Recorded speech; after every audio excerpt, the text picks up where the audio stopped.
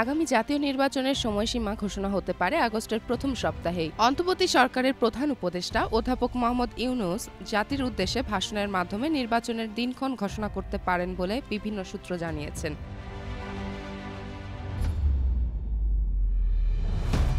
১৩ June লন্ডনে বিএনপির নেতা তারেক রহমানের সঙ্গে ইউনূসের বৈঠকে জানানো হয়, সব প্রস্তুতি সম্পন্ন হলে ২০২৬ সালের রমজানের আগেই ফেব্রুয়ারির প্রথমার্ধে নির্বাচন অনুষ্ঠিত হতে পারে। তবে তখন থেকেই বিএনপির মধ্যে সংশয় তৈরি হয়, কারণ নির্বাচন কমিশনকে কোনো পরিষ্কার বার্তা দেয়া হয়নি।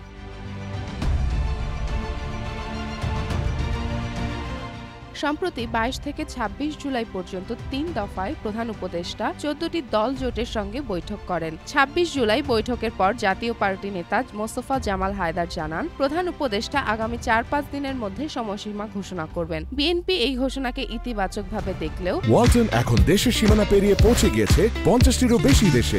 ওয়ালটন, ঘরে ঘরে, বিশ্বজুড়ে।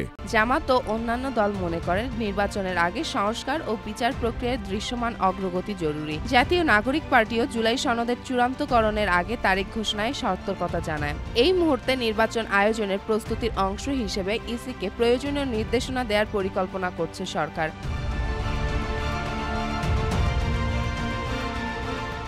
জুলাই সনদের খসড়া রাজনৈতিক দলগুলোর কাছে পাঠানো হচ্ছে এবং মতামতের ভিত্তিতে তা চূড়ান্ত করা হবে। সব মিলে বলা যায়, দেশের রাজনৈতিক অঙ্গনে নির্বাচন নিয়ে আশাবাদ ও শঙ্কা দুই প্রবল। তবে নির্দিষ্ট তারিখ ঘোষণার মাধ্যমে রাজনৈতিক অনিশ্চয়তা দূর হয়ে একটি স্বচ্ছ নির্বাচনের পথে অগ্রসর হওয়ার সুযোগ তৈরি হতে পারে।